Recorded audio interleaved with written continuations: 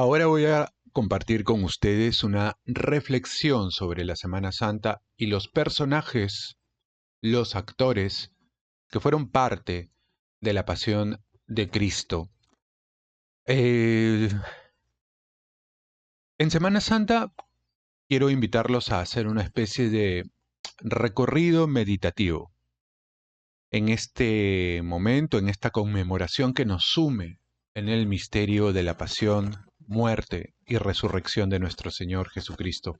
Sin embargo, no quiero agotar acá el tema, sino ofrecer más bien una reflexión humana, histórica y teológica sobre las figuras clave en el relato evangélico que rodean el sacrificio de Jesús. Hablo en este caso de Judas Iscariote, el Sanedrín, de Poncio Pilatos, de San Pedro y de las santas mujeres. En ese orden, personajes que con sus luces y con sus sombras nos ayudan a desentrañar el drama de la redención y mirarnos en el espejo de nuestras propias flaquezas y anhelos. Quiero que me sigan en este viaje que no será ligero, pero sí espero que pueda ser iluminador. La Semana Santa no es un mero espectáculo de procesiones y de saetas, aunque estas tradiciones tengan su belleza y su hondura. Es ante todo un tiempo de introspección, de reflexión, un momento para detenernos ante el misterio de un Dios que se hace hombre y se entrega por nosotros. Desde el Domingo de Ramos, cuando celebramos la entrada triunfal de Cristo en Jerusalén, hasta el alba de la resurrección, recorremos un itinerario que nos confronta con la naturaleza propia del pecado. La misericordia divina también está presente y obviamente la promesa de la salvación. En este video voy a tratar de centrarme en 5 figuras que, de un modo u otro, desempeñaron un papel decisivo en la pasión. No son meros actores secundarios, son reflejos de nuestras propias luchas, de nuestras traiciones, cobardías y fidelidades. Al meditar sobre ellos, tal vez podamos comprender mejor, de manera más propia, el designio de Dios y nuestra propia actitud ante el sacrificio redentor. Así empezamos entonces con el primer actor importante de esta historia evangélica, Judas Iscariote, el drama de la traición. Judas, uno de los 12, es quizá la figura más trágica y enigmática de la pasión. Elegido por Jesús para acompañarle en su huida pública, se le confió la administración de los dineros del grupo, una tarea que, según el Evangelio de Juan 12:6, aprovechó para robar. Pero su nombre ha quedado grabado en la historia por un acto mayor: la traición a su maestro sellada con un beso en el huerto de Getsemaní a cambio de 30 monedas de plata. Pero ¿quién es Judas Iscariote? Algunos han especulado que pudo pertenecer a los celotes, un grupo de nacionalistas judíos que esperaban un Mesías guerrero. Este Mesías tenía que liberar al pueblo de Israel del yugo romano. Si así fuera, la predicación de Jesús, un reino no de este mundo, habría sido para Judas una decepción muy amarga. Tal vez imaginó que, al entregarlo, forzaría a Cristo a manifestar su poder, o quizás, cegado por la codicia, simplemente vendió a su amigo por un puñado de plata. El Evangelio no nos da una respuesta definitiva, pero sí nos muestra un alma en conflicto. Satanás entró en él, nos dice San Juan 13:27, sugiriendo una dimensión espiritual más allá de lo meramente humano. Lo que sigue es aún más desgarrador. Judas, al ver a Jesús condenado, devuelve las monedas y confiesa: he pecado entregando sangre inocente. Esto lo vemos en San Mateo capítulo 24, versículo 4, pero su arrepentimiento no encuentra consuelo. En lugar de arrojarse a la misericordia divina, sencillamente se ahorca. Es una advertencia. Incluso en el pecado más oscuro, la puerta de la misericordia permanece abierta si tan solo nos atrevemos a cruzarla. Judas nos interpela. ¿No hemos vendido también nosotros alguna vez nuestros ideales por 30 monedas? ¿No hemos traicionado por ambición o despecho? Su figura tan humana, en su fragilidad, nos invita a no desesperar, a buscar el perdón que él no supo encontrar. Otro actor importante en todo el relato evangélico, y sobre todo en lo que concierne a la pasión, es el Sanedrín, la injusticia vestida de religión. El Sanedrín, la Corte Suprema Judía compuesta por 71 miembros, saduceos, fariseos y ancianos, presidida por el sumo sacerdote Caifás, fue artífice de la condena de Jesús. En tiempos de Cristo, bajo la ocupación romana, su poder estaba limitado. Podía juzgar delitos religiosos, civiles y penales, pero no ejecutar sentencias de muerte sin el consentimiento del prefecto romano. Sin embargo, su autoridad moral y religiosa era inmensa. Jesús representaba una amenaza para el Sanedrín. Su predicación cuestionaba las dos columnas del judaísmo, la ley y el templo.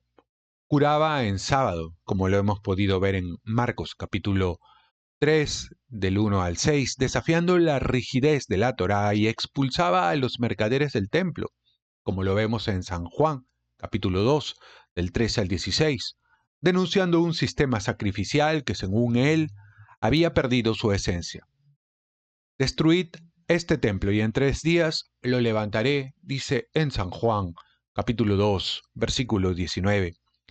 Palabras que el Sanedrín tergiversó como prueba de blasfemia.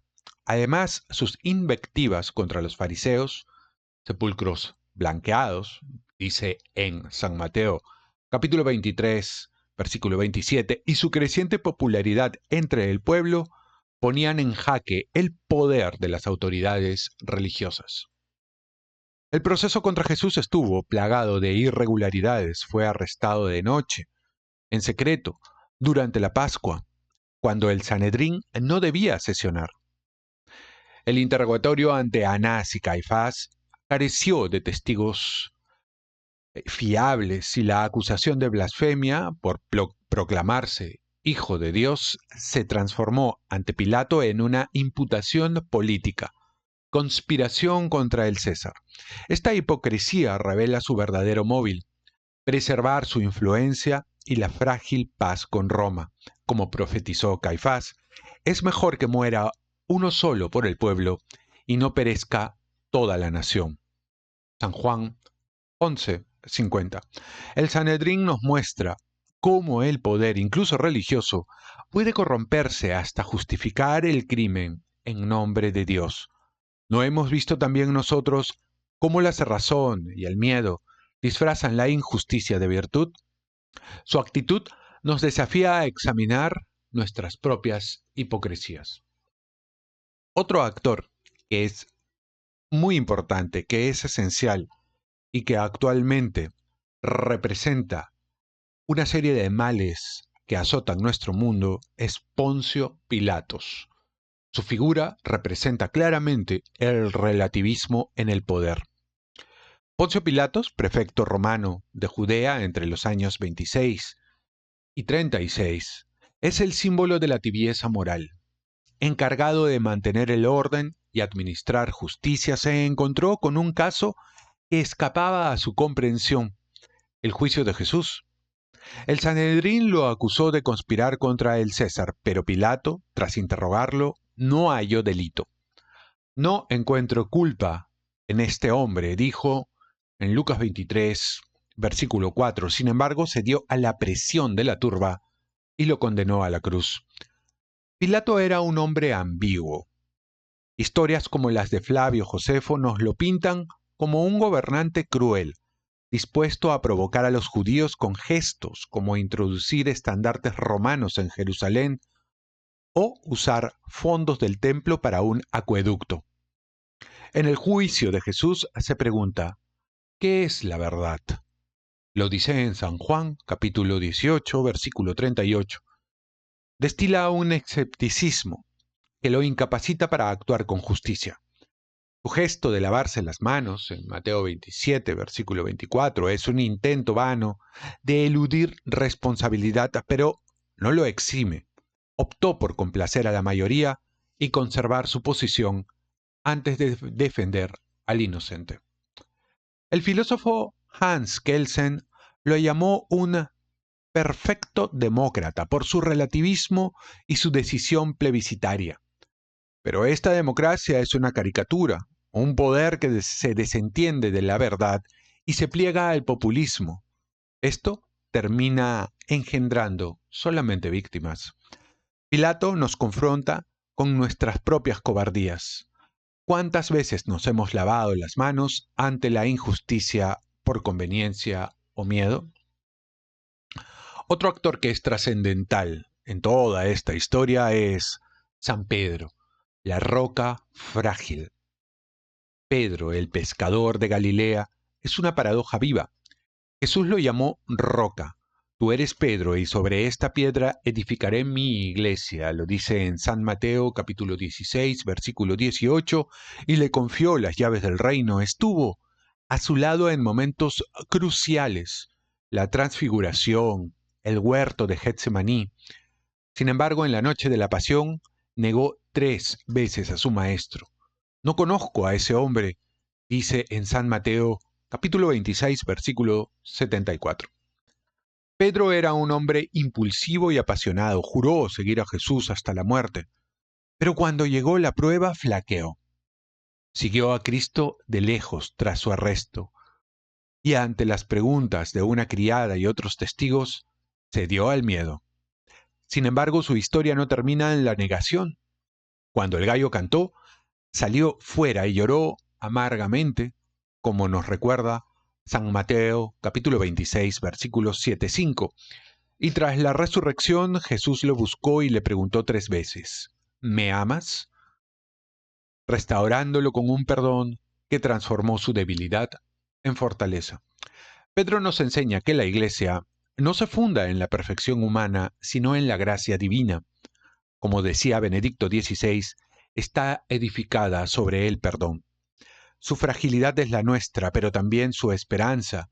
Cristo no desprecia nuestras caídas, sino que las redime para hacernos columnas de su obra. Otro actor que es importante y conviene recordar son las santas mujeres y su fidelidad en la noche. Mientras los apóstoles huían, un grupo de mujeres permaneció junto a Jesús hasta el final. Entre ellas estaban María Magdalena, María de Cleofás y Salomé, además de la Virgen María. El Evangelio nos dice que le seguían y le servían desde Galilea. Esto lo vemos en Marcos capítulo 14, versículo 41, sosteniéndolo incluso en sus recursos, o con sus recursos. En el Calvario, cuando todos desertaron salvo Juan, ellas estaban allí, al pie de la cruz. Estas mujeres desafiaron las normas de su tiempo, en el que la mujer era relegada a un papel secundario. Jesús las acogió como discípulas, escandalizando a los apóstoles al dialogar con la samaritana, como vemos en San Juan capítulo 4, versículo 27, o pedir que María de Betania escuchara su palabra. Lucas capítulo 10, versículo 39. Su recompensa fue ser las primeras testigos de la resurrección. María Magdalena, liberada de los 7 demonios, como vemos en Lucas capítulo 8, versículo 2, oyó al resucitado llamarla por su nombre, y fue enviada a anunciar la buena nueva, ganándose el título de apóstol de los apóstoles, según Juan Pablo II. Su fidelidad contrasta con la cobardía masculina. Buscaron a Cristo incluso en la tumba, con una entrega que trasciende el miedo y la duda. Representan el amor que persevera, el servicio silencioso que sostiene la Iglesia. En ellas vemos cómo Dios subvierte las jerarquías humanas para revelar su gloria. Estos actores, Judas, el Sanedrín, Pedro y las santas mujeres, así como Pilatos, nos ofrecen un mosaico de actitudes ante Cristo: traición, cerrazón, tibieza, fragilidad y fidelidad. Cada uno refleja una faceta de nuestra humanidad pecadora, pero también la infinita misericordia de un Dios que no se cansa de buscarnos. La Semana Santa nos invita a contemplar estas figuras no como reliquias del pasado, sino como espejos de nuestro presente. ¿A quién nos parecemos más? ¿A Judas que desespera? ¿Al Pilatos que se lava las manos? ¿Al Pedro que cae y se levanta o a las mujeres que permanecen? En este tiempo sagrado vamos a meditar sobre el misterio pascual, un Dios hecho hombre que muere para establecer una nueva alianza con nosotros. Que estas reflexiones nos ayuden a profundizar en nuestra fe, a acercarnos con humildad y gratitud al pie de la cruz. Nos vemos en un siguiente video.